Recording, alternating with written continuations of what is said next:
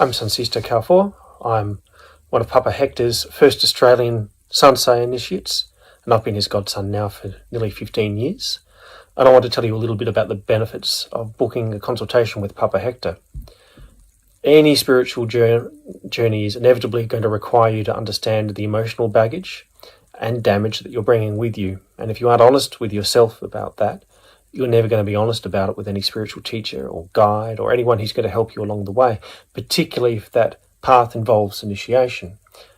Why is that important? Because if you're going to go into a spiritual tradition thinking initiation is about gaining title and prestige, you're just feeding the ego. And initiation should first and foremost, fundamentally, be an act of healing.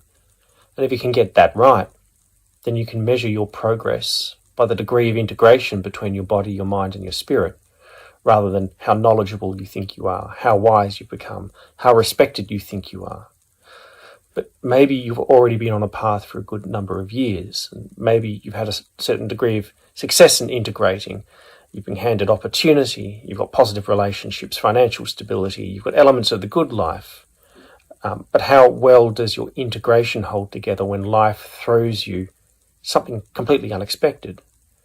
Now, if you're a spiritual person, you know that you will be tested at some point. It comes with all traditions. Have you got the capacity to change tact, adapt to the conditions, understand that maybe what you thought is your safe harbour needs to change? It really doesn't matter how long you've been studying a spiritual tradition. We should all regard ourselves as eternal students.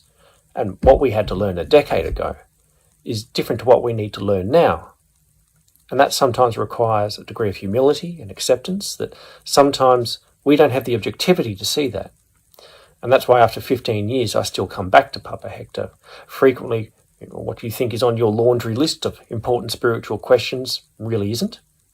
So don't be surprised if his particular spiritual insight and discernment to a situation can encourage you to extract out that which is difficult to accept, but is ultimately more important.